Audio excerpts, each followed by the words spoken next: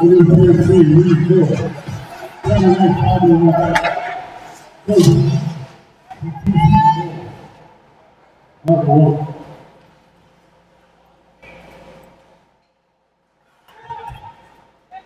it looks like, well, I'm getting some kind of audio levels through here. Let's see if I can get Pete from the Mighty Hawk to let me know if he can actually hear me. Or let us know in the live comments, which I may or may not see anyway.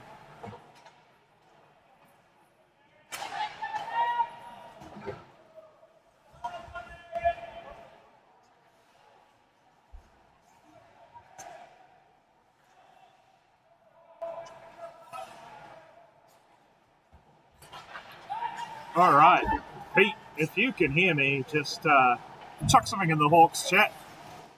The Hawks, by the way, for everyone out there, if you're wondering who the current AHL Div 2 champions are, who start their title defence on Sunday, that'd be us. If this hockey's a little too fast for you to follow, then come watch us play on Sunday. It's music play for that. So that. Great by Jaden Schmidt, and good thing he is playing well, because I believe he's brought at least 2 of the 10 people in attendance here tonight at Avondale Gardens. Oh, there we go. Got confirmation that finally, close to the end of the second period, someone out there on the internet can hear me. Thank you, Lawrence, for the confirmation. Lawrence, our top goal scorer of that champion team, leaving us to become a Spartan warrior, and we wish him all the best on the quest to defend Sparta. I guess it is.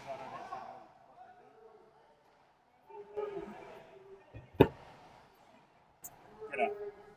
I'm going to crack my second beer of the night to celebrate finally solving technical issues and commiserate the fact that none of you out there got to hear me when I might have actually been making some sense. But yeah, we've got myself, Jochen Hatcher, in here commentating this game solo and just absolutely descending into the madness that follows when you're basically effectively doing a solo podcast.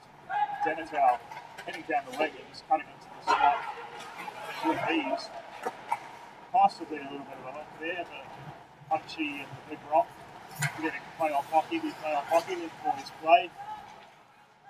Fusik there, nicely finding Chung with space to operate. Finding Kozak, who just hits the skate, puts everyone offside. Good Simon looking to pose for all the time in the world to operate. Same with Ryan McDonald. It's really in no rush with the lead. And the 1 minute warning coming from the Rockstar, just the man who can. And now delayed by punch on the mic.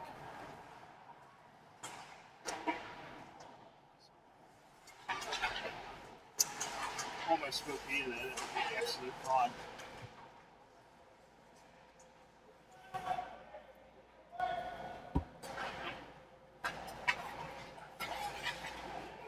Yeah, the score is 4-2 for those of you watching on the stream. Apparently I've got to commentate solo and operate the scoreboard wherever that went on the laptop, so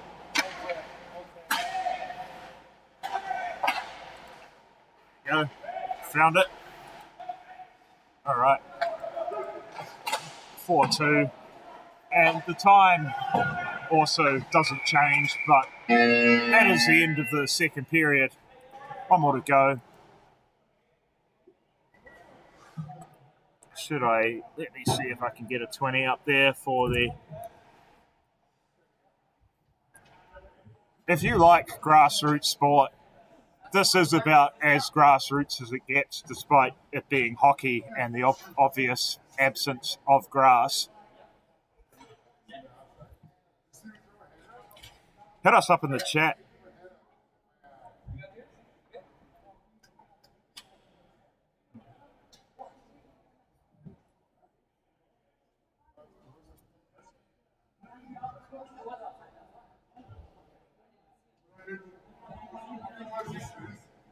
I'm getting chirped by one of my teammates in the chat, but I'm just trying to get a translation from his chirp to English. If anyone knows what no comments on in live stream, though, means in English, I'd love to know. Pipsy, can you translate this?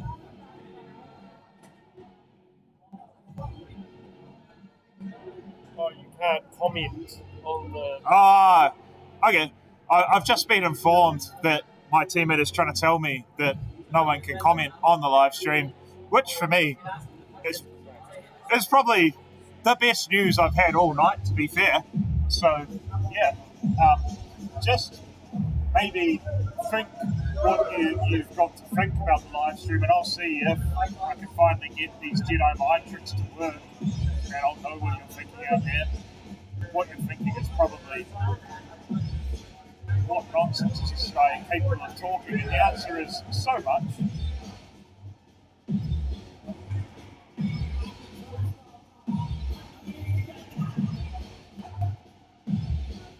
I guess I'll just keep the Hawks group chat open and see if there's any interesting suggestions for us to talk about apart from this game. I think I can probably talk about anything but this game. But yeah, thanks for saving my bacon there. Happy Pete, aka Puck Pete, aka Protected Pete, aka the guy I should probably stop getting smart about if I wish to play my preferred position this year, because he sets the lines, so that's going to be the end of the Pete chirping on this live stream. So I can get this time started. Punchy can get the time started. We're just attempting to... We've really got ourselves a skeleton crew here with so many people being busy with NZIHL practice, or just not around the rink with their teams eliminated.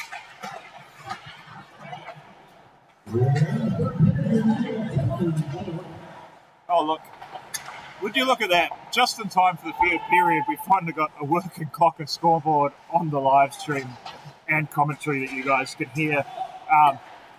The question is, should I go down to ice level and just politely ask the boys to start the game from scratch so you viewers from home can get the full experience for a full 3 periods? I don't think they're going to want to do that, given that it's already 10:15 on a Thursday evening. So my suggestion for those of you at home that want to watch a full game of hockey with the experience is that YouTube will let you go back on the stream. So what you do is you let this period end, then you just take the timeline back to the beginning of the period, give yourself like the Men in Black little memory eraser stick, watch the period again, do that one more time, and then boom, boom, bang, you've got yourself a full hockey game right here on YouTube for you. And especially it is a really full hockey game because, of course, here in New Zealand and beer leagues, we play 2 15-minute periods, and then to really test the legs, we go a 20-minute period to end. But if you repeat this third period 3 times, you get a 60-minute hockey game. Contact battling along the boards. And I thought he had won the battle, but that's because the board blocks my view from there, but he lost it. Chunk had picked the second bacon, but Jamatau picked it up, and I guess with a 2-goal lead, he got a bit enthusiastic. Probably practice out the slapper, see how that would get that going ahead of the NZIHL season, but it was barely in the same postcode as the net, so that was the result. Stretch pass there, with Reed moving across the lane on the pass, unable to haul it in, but to at least get it behind the net. But Ryan McDonald has really cramped it up, found himself a lane, getting full tip to the corner. Just getting more here.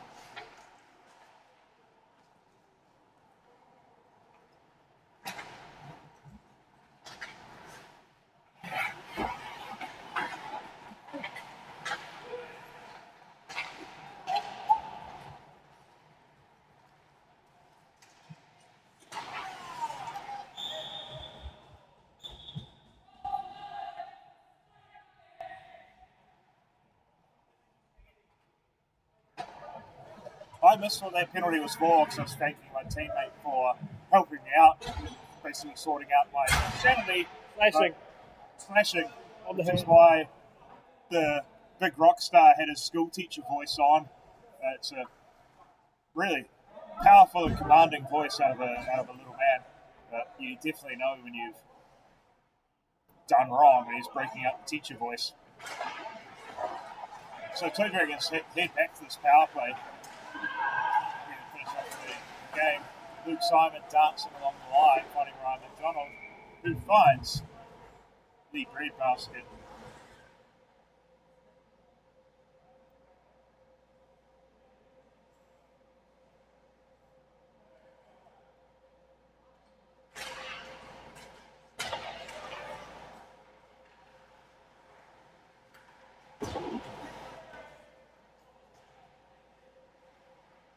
Wait, what's that goalie's name again? I keep on fucking forgetting.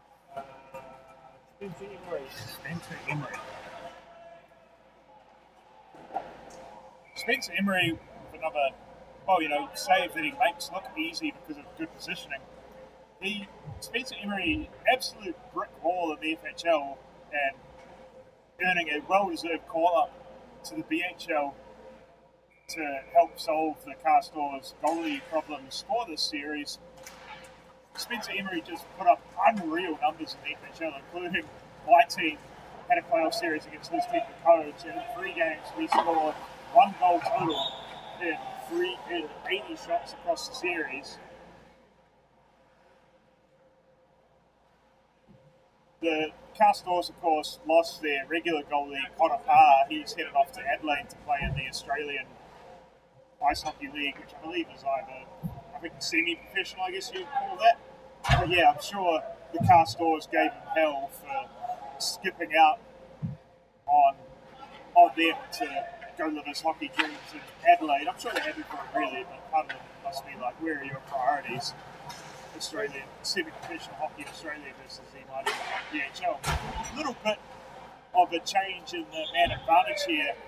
Toe Dragons losing their power play due to Ryan McDonald having to take a seat in the naughty corner for, I believe, hooking, but I was busy holding. 2 minutes holding. 2 minutes holding. There we go. That's why I have a cameraman here also acting as producer who's paying more attention to me. He's actually watching the game, whereas I'm busy worrying about group chats and whatnot. Ryan McDonald, 2 minutes holding right as the Castors penalty wound down. So we had a brief period of 5-on-4. Now Castors with the power play. Pretty crucial power play here for them at this juncture with 15 minutes remaining in this period. If they can grab one here, they'll all of a sudden, despite having really been dominated for large periods of the game, they'll find themselves only a goal away with players plenty capable of scoring. But just as I say that, Zach Stephen just really, probably, you could almost say, kind of lost his mind a little there. And we'll take a seat for a slash. Except we will actually have a brief 4-on-3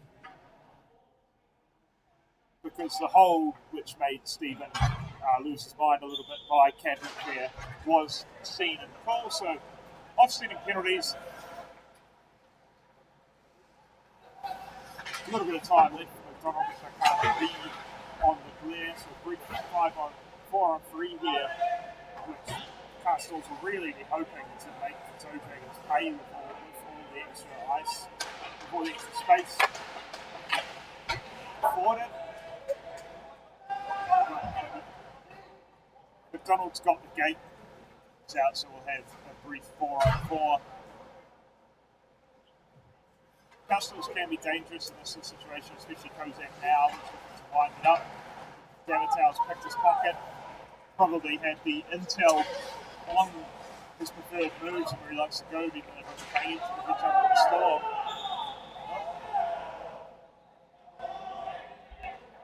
Yeah, interesting call there. Probably Rock just looking to simmer them down and not wanting the game to get out of hand. Yeah, two kind of battles there. Felt like two guys going for the puck, but just leaving the sticks in. Damitau, of course, falling over as a result. So Franick gets the gate I guess the interesting part there was Rock being close to the knee, can actually tell who the penalty goes to. I just saw 2 sticks left in there, so it was take your choices which one of them would get the game.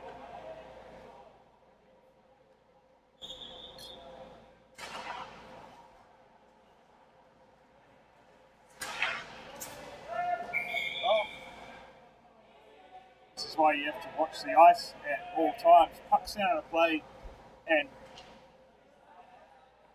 there's really a sparsely spread out 10 to 12 people here, and the puck still managed to almost land at the laps or heads of the 2 people absolutely least prepared to deal with a flying puck. Just absolute scenes of panic and life flashing before their eyes, and perhaps probably just moving out of the way would be the thing to do.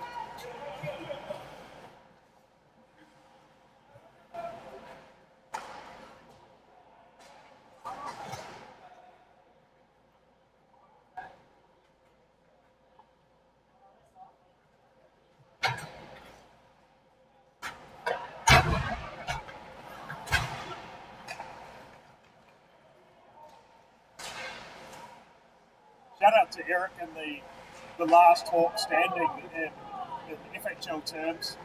Just asked me who's playing in net for Castors after I feel like I spent 2 minutes talking about it. But I guess he just wants the world to know that his current goaltender is standing tall and really representing the FHL well at the highest level of the NHL, with the defending champions facing off against a 2-time champion franchise. And yes, Eric, I have already mentioned how he was an absolute brick wall when your team demolished mine in the first round series on the way to the final, which you're still in, whereas I like to feel that I'm nice and rested for the Winter League, so the way I look at it is you're just the most irresponsible Hawk of the bunch, really. And, you know, if you've got that kind of commitment to us defending our Div 2 championship, that's on you. A little bit of wire crossing here at the blue line from the Castors. Blue lines can, of course, be very tricky things. They have their own demons. Randy gets over that time there. Look into this absolutely power move to bully his way to the net. Incredible amount of power in the small package there. Title of your sex tape. Yeah. Spencer still representing the Cones in his blue jersey can be like absolute havoc, considering he's playing against the team in blue, sitting tall on the team in blue. The amount of times I was doing the score bench on Tuesday just gave a shot to a completely wrong team. Of course, I saw a save from a guy in a blue jersey and figured it must have been shot by the other team. Should make sense, right?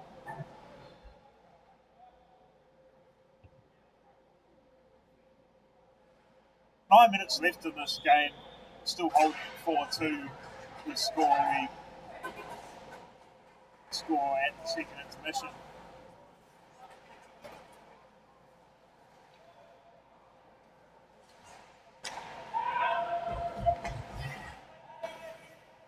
The Castors have done well to get themselves back in this, I feel like.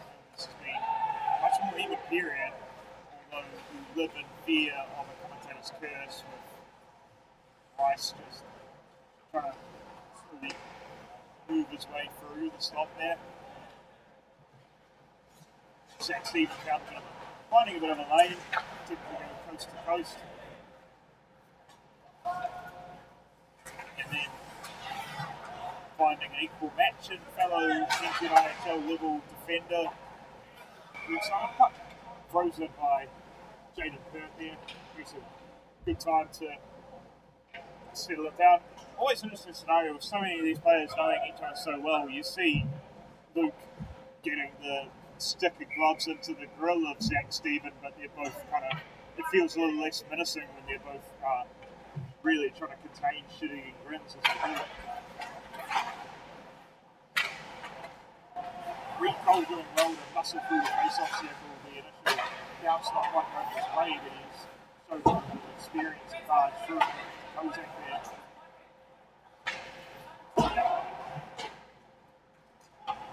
Puck briefly held in. Damatar looking to break, not getting the pass down the middle as he would have wanted it, but had enough speed to negate the icing, get to the puck, and then trip, so he's earned himself his team an incoming penalty. Ryan McDonald in no rush with the delayed penalty and the 4-2 lead. A little bit of experience just dragging time off before looking to break and going forward. Simon coasting into the zone with ease there, but again, no rush. They're doing well. Fine.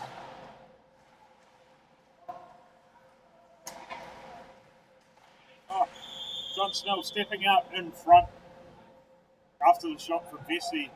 Found a bit of air, but of course with the man advantage, Tokering has managed to get the first two. Castors has touched up now, so Zach Stephen will get the gate, and I believe that's his second of the game, so he gets to keep in mind his P's and Q's, because for those who don't know, the FHL and BHL have a bit of a go through the dick rule.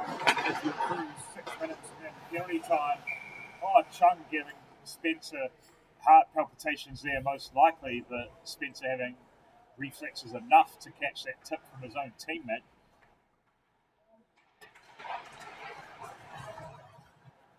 Recall looking for a bit of space inside behind the net.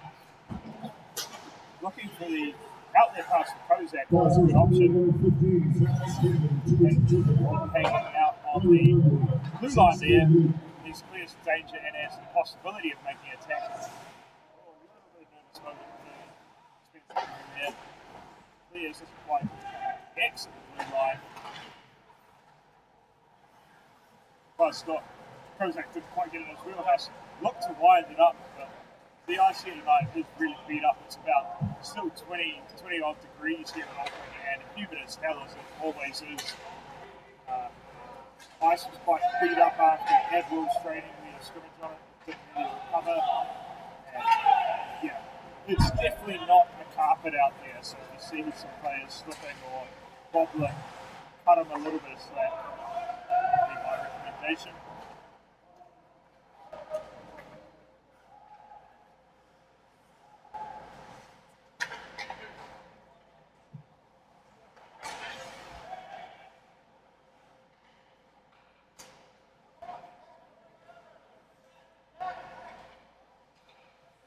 Ethan wandering out of the net a little, looking lost. Unfortunately for him, Cadlick was looking just as lost as the pass goes astray, the lead and clear into the Castors. We've also hit the 5-minute warning, which is a unique feature of the BHL and FHL here. For most of the game, we'll have run clock. I just noticed our own clock has gotten a little inaccurate because of the fact that there's one person doing this job solo. So ignore that graphic showing 3:47. There's about 4:44 left in this game. As I was saying, we have a timeout here to the Castors, I'm guessing. I'll try and reset this time, but who can really be bothered?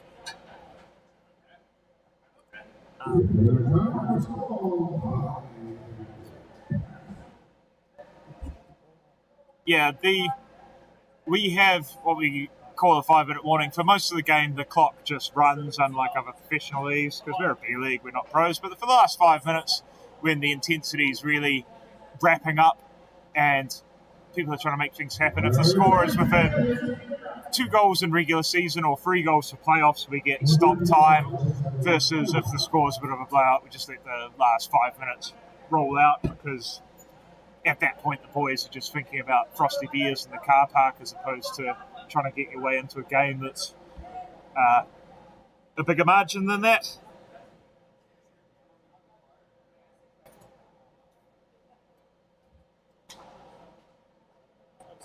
Sufficiently looking enough. Sorry, I'm sufficiently looking enough now. Yeah. yeah, our cameraman's sufficiently lick it up, so if the camera's a little bit trailing, that'll be why.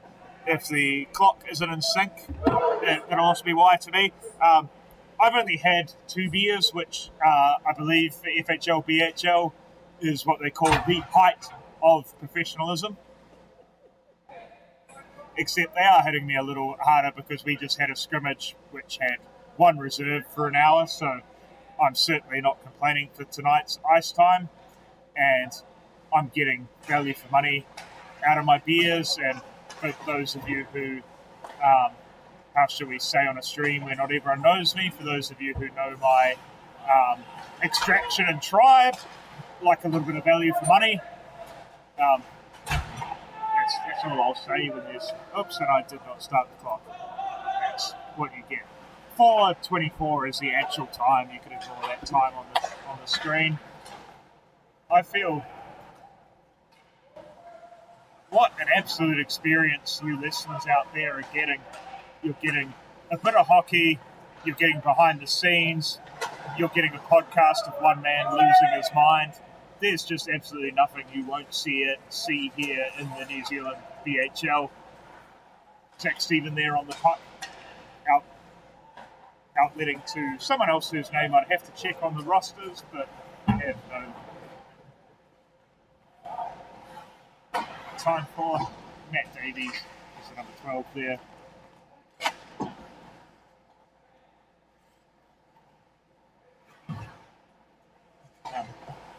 Andre Kozak with the world's most reluctant forecheck, at least forcing the defender into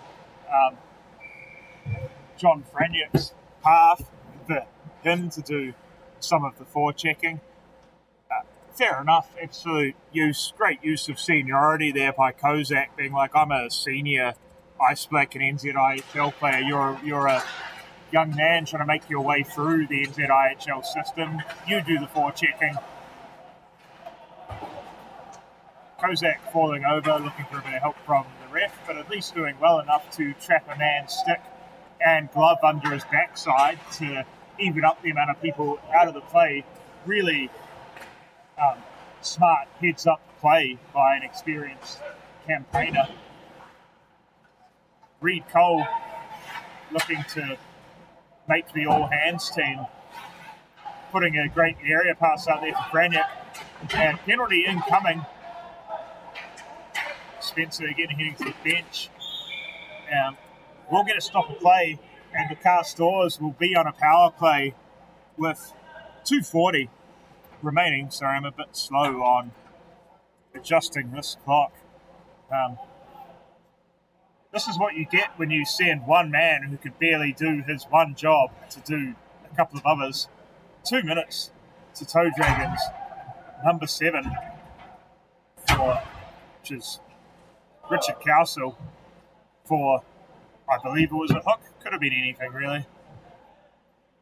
Pretty sure it was a hook. I saw a man almost get spun but not fall over, so that would indicate hooking to me. Anyway, huge penalty here for the Castors. Wonder if at some point in this 2 minutes you might see Spencer get the call to head to the bench for them to do a 6-on-4. Except they won't need to do that. Literally just about to say they'll try and score the goal with just a normal power play, which they have managed to do. So we've got a blockbuster 2:45 left in front of us. Timeout Blue. The Toe Dragons, I believe, just want to, probably just as much as anything else, just take a little bit of the sting out of this, slow the momentum of the Castors, who have come marching back. We don't have live stats for me to check, but I believe it was a 4-0 lead for the Toe Dragons at one point. Pipsy, please correct me if I'm wrong, or just shrug at me if you don't know either. I'm getting a thumbs up, which believes that I can at least remember the orders of the goal that was scored, if nothing else. But yeah, so Toe Dragons went out to a commanding 4-0 lead, probably believed they had this game in control. We're already counting the 2-0 lead in the series, and this being a best of 5 as well. 2-0 would be pretty commanding, but now we've got 2 minutes 25 here where they'll be hanging on for that 1-goal lead for dear life, because you absolutely don't want to be the team who's given up a 4-0 lead and possibly heading to overtime to try and at least snatch anything. But yeah, the Castors will be throwing absolutely everything at them, probably still discussing when they might go for that pull the goalie. They've probably bought themselves an extra 30 seconds. Punchy is holding a puck at me for, there we go, that's a beautiful... Castors goal. Score number 23, the lead goal. That's the number 3.5 seconds, the number 10, Andre Kozak. There you go. There you go. I thought I'd just shut it up a little to let Punchy's call give you the goal scorer and assist makers. But if you didn't catch that, the goal was scored by 23 Reed Cole and number 3 Matt Fusick and number 10 Andre Kozak. The timeout working just as well in the Castors' favour because it's that line back out there again, along with NZIHL level defender Zach Stephen and Eric Chung, who has played some games at the NZIHL level, but isn't this year due to another impending move on his part. So, real. Oh, the Zamboni bounce really at the end of the rink that doesn't have the Zamboni. I know someone is going to correct me and tell me it's an Olympia, but get a life. Yeah, it's kind of weird seeing that Zamboni bounce at the opposite end of the rink of the gates. Spencer Emery was halfway out of his net before that bounce almost put him in trouble. So the Castors looking to get that done anytime now. Spencer again went to go, but the Toe Dragons went to pick it up. Spencer's heading off now. And yeah, we've got the Castors for the 6-man, with the 6-man on the ice.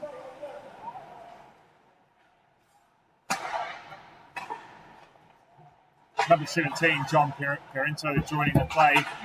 And in the hard battle on the boards now.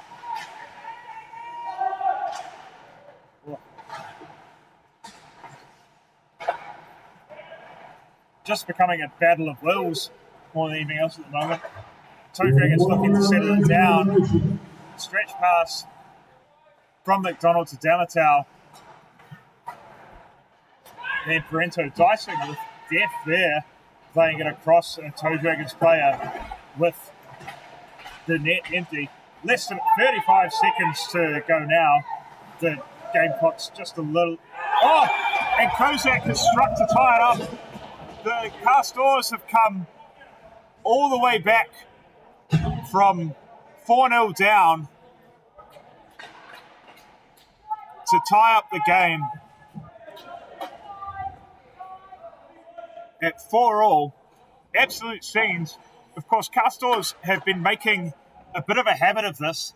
They, in their game to make the final, already holding a 2-0 series lead, they were trailing the Le Palones by 2 goals and scored 2 within 10 seconds with 3 minutes remaining in the game to tie it up, and won the first shift of overtime to book their place in the final. So they're not a team that gets intimidated by trailing a lead. Luke Simon doing his best to... There's about 6 seconds left. Sorry, I forgot to start the clock again because I'm busy setting a picture for you guys. Luke Simon showing no interest in playing in overtime, trying to go through a few people, finish the game. Toe Dragons with one more opportunity to finish this before overtime. Managed to get a couple of shots on there. Sorry, you'll have to excuse me. I believe we go to a 20-minute overtime period now, which starts 5-on-5. And after 10 minutes, they drop a skater. And if we're not settled at that point by the end of the first period, they'll drop another skater for the start of the second intermission. It'll go 3-on-3 until we've got a winner. Or if it's Rays versus Cones with 2 absolute brick walls, they'll eventually just give up and have a shootout because it's beer league and we've all got work to go do tomorrow.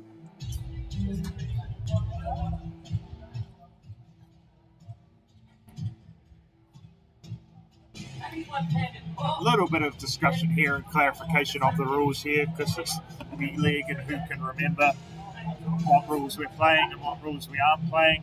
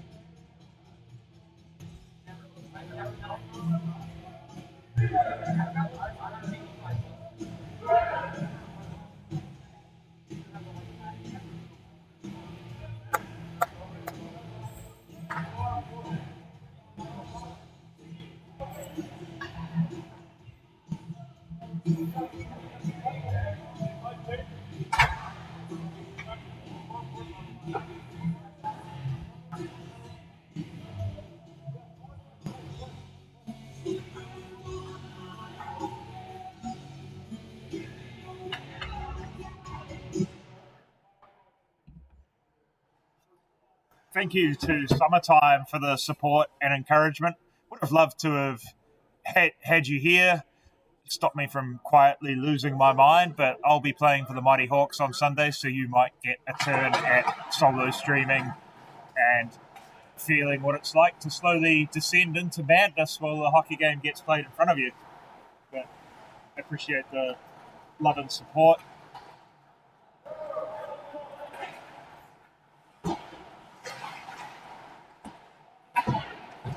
Ron McDonald wraps it around. Great work off the boards to find a streaking Ivan Damatow who just powers and bullies his way into the zone on as we played the young guy against old, heavier Caesar campaigners shouldn't be able to do, but somehow manages it. That was Cadlick again with the outlet pass. The Toe Dragons really clicking together, and I think looking to obviously put the slight collapse behind them and just play the hockey that they know they can play. I'm sure the talk in the intermission was, we're good enough to get out there and get a 4-0 lead. We're good enough to play and get one more. Kind whistle to Spencer Emery there, who had a slight bobble of the puck. Obviously, really good and solid goalie, but if there's anyone who's feeling it out there, we've got a guy who's been mostly playing at the FHL level, and to be fair, dominating at that level, but all of a sudden finding himself not only in a final in the league above, but in a sudden death OT, where obviously anything is just magnified. You could not pay me enough to be a goalie to be just under such a microscope in such a, probably at time, thankless way. Clock's a little bit out of sync, so I'll just stop that. I don't know why, because the overtime is meant to be run time as opposed to stop time, but that's actually 18:33 left to go in this period. Well, 18:33 or however long it takes for someone to break the drought. So I guess I'm just learning this now. It looks like the overtime is also stop time all the way, which I prefer. If it wasn't, just get us to the 4-on-4, baby. Let's see these guys skate and get their wheels going, and especially the 3-on-3 when they've already been skating for an hour and a half, or in Eric's case, close to 2 hours. We'll see if his decision to jump into a scrimmage with really limited men on the bench with a final game to follow was a sensible warm-up, or if those legs will get a little heavier later. Sorry, Chunga, I feel like I might have thrown you under the bus if that became the case, but hey, the words were already in my mouth, so what are you going to do now? Again, clock just a little out of sync still, and now it's running, or let me stop it when it gets to the same point. Bam, I think the game clock and my clock are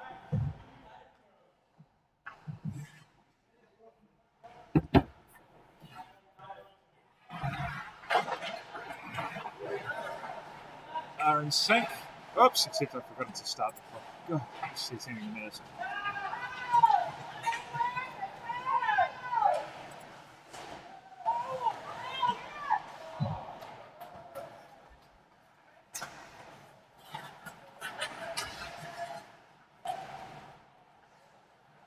Now, I've also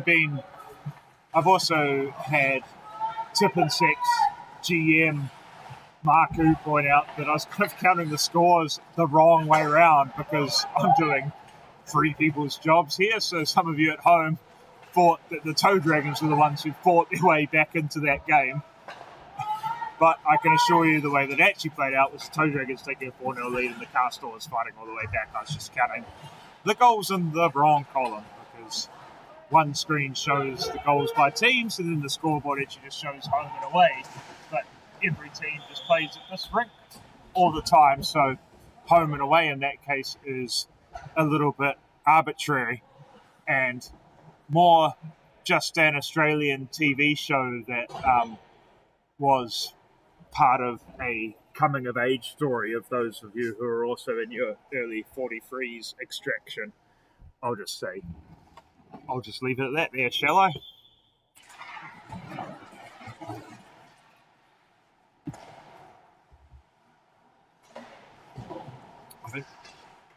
I had to, you know how when there's actually two commentators and one of them says something real awkward and the other one is just silent for a bit before then saying, puck picked up on the blue line by Hedvigi and not addressing the awkwardness in the comment before. I felt like I had to do that to myself. We just got a bit of free hockey here, folks, because Kieran on scorebench here didn't actually start the game clock in the arena, so now we're a little bit out of sync again, but this time I'm claiming not my fault. 16:53 left on the game clock, 16:15 on your clock, so you can see the calculations of about 38 seconds worth of free hockey. Kieran, clock! Kieran, start the clock! Sorry for those of you who might have heard me yelling. I did try and move the microphone away from my mouth while I did that, but if it peaked out a little for you at home, apologies, but I also don't want to be here until midnight. But then again, it's more we're in sudden death, despite the extra goofy rules about even 5-on-5 and then players leaving. We are still just sudden death until someone scores. Oh, Jaden bobbling and holding on for grim life. As I mentioned at some point in the broadcast, which may or may not have been when you could hear me, Jaden Pert has friends here which account for 2 of what were the 12 fans at the time, but even though we've got it all to play for in the BHL here, it's still a school night, so the audience has thinned out. His supporters are here loyal and strong, and now they make up a greater percentage of the remaining, I guess, about 7 people, 2 of them. So that's slightly more than 25% here for the big goaltender, who it'll be interesting to see where Jaden winds up in the pecking order for the Admirals this season. Jaden regularly training with the Admirals in pre-season action. The Admirals pretty set for their first choice goaltender of Chaba Kyrgos Margos, but the decision to who backs up will be between him and Iceferns goalie Lachlan Hyde, who played incredibly well, backing up in a couple of games and having to go in when Chubba went down with injury, played half a game in the first game in the Dunedin series last year and a full game in the second game, being at that point literally the only goalie that the Admirals had left in that city.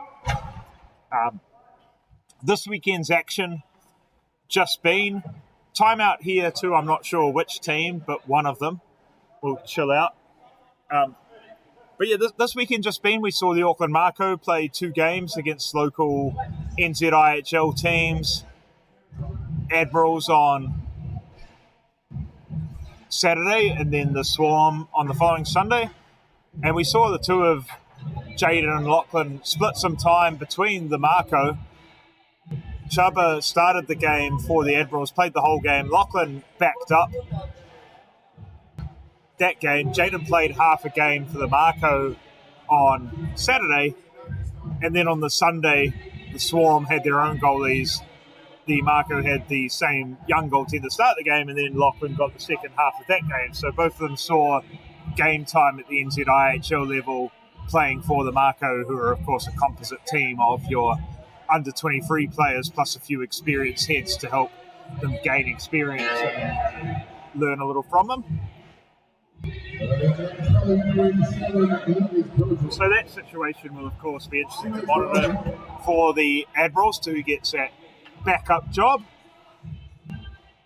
Lachlan, of course, hungry for any ice time with the being that she'll be one of the Ferns goaltenders in the upcoming World Champs in April, so much so that she even also skates for the Mighty Hawks, so there's basically absolutely no ice time she doesn't like.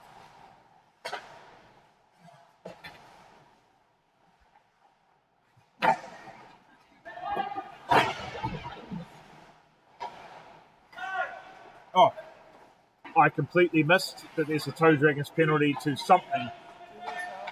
2 minutes for elbowing. You don't want to be doing that in a sudden death overtime. I guess that would have happened just before the timeout. And they've taken advantage of that power play to the fullest. Kozak getting a shot off, tipped by Reed Cole in front, looks likely. So the Castors have come all the way back from 4-0 down to square this series up at 1 apiece. Castors just absolutely refusing to die in any playoff games. The Toe Dragons coming off the ice, looking about as, obviously not happy to throw in a 4-0 lead away, but they'll have to regroup, realise that they played the kind of hockey that got them that kind of lead. But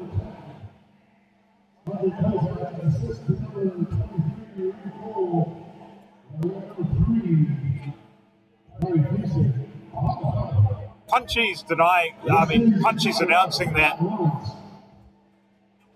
announcing that completely backwards how I had it, announcing it as Kozak's goal with Reed's assist, whereas I thought it was the other way around. But either way, the Castors never saying die.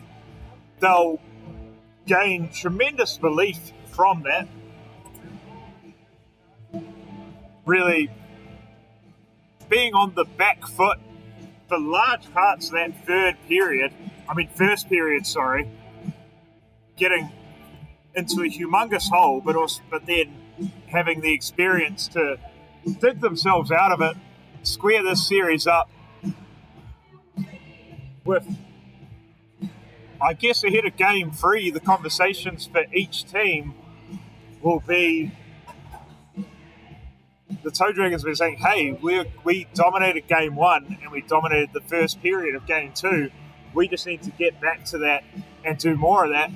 But the Castors will be saying, hey, we had our struggles in game 1.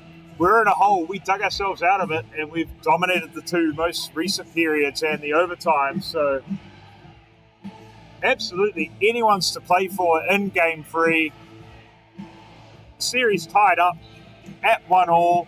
So now it's basically a mini best of 3 starting this Sunday. And I believe 3:45 is the first game. Kind of looking to producer Pepsi to confirm. But check out nzbhl.co.nz to get official game times.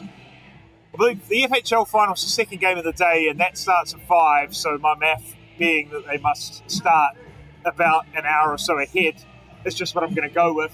3:45 is the start time for the BHL final game 3 between these 2 teams, right back here at Avondale Gardens. Like I said, it's a sprint race to the finish for that BHL trophy. We've got ourselves a best of 3 effectively, so that this game 3 on Sunday, absolutely crucial. And the FHL final, which game 3 is also Sunday after that, is the exact same.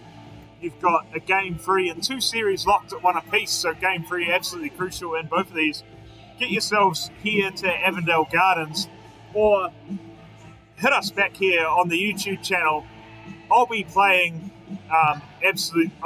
beer league hockey across town at Botany, so you'll get to listen to someone else lose their mind doing a solo perhaps, or you might even get 2 people. Who knows? But that's where we'll be, and it'll be worth watching. I don't have a graceful sign-off. I just wish to stop speaking and get off this microphone now. So I'm going to do that. I'm going to wish you a good evening, and we'll see you later. We'll see you back here for more awesome hockey on Sunday. Have yourselves a good evening. Peace out.